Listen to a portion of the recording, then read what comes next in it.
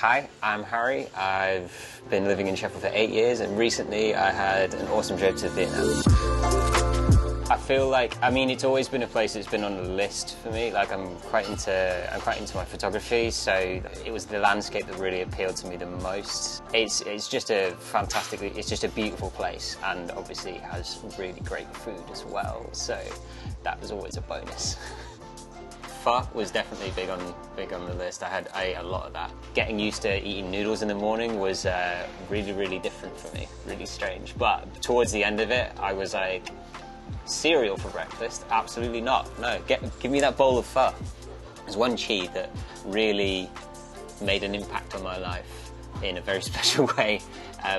We just kayaked to her house, which was just on a lake, and we kind of been to a waterfall and been back, and she cooked us this lovely lunch, and she made the best spring rolls I've ever had in my life.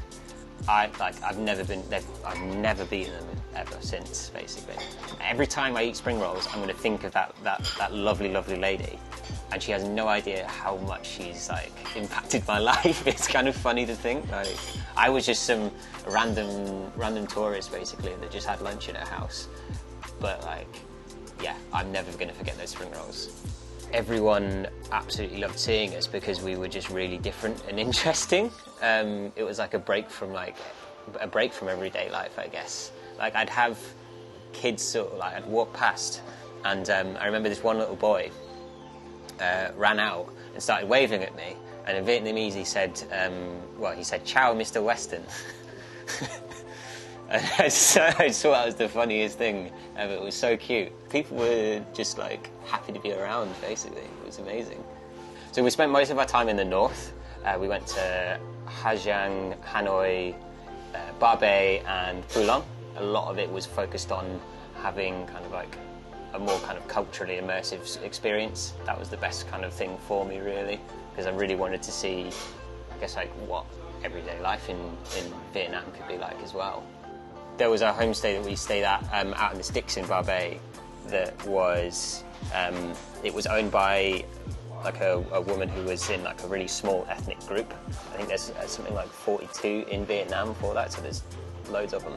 But she didn't speak Vietnamese. I obviously didn't speak Vietnamese either, but we connected over food, which was really nice. My favourite place it's probably a toss-up between Ba Be and Phu Long.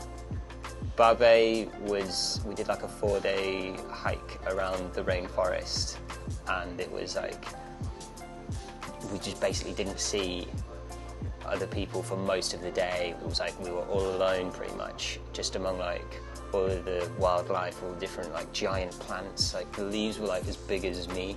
There was this eruption of frogs basically at around 6 o'clock every single night, and I didn't see one until about 2 weeks in. It was just really mysterious. I just thought I had no idea what would have actually made that sound until someone told me as well. One thing I also really loved about Vietnam and staying in these homestays as well was I realised just how much Vietnam loves karaoke.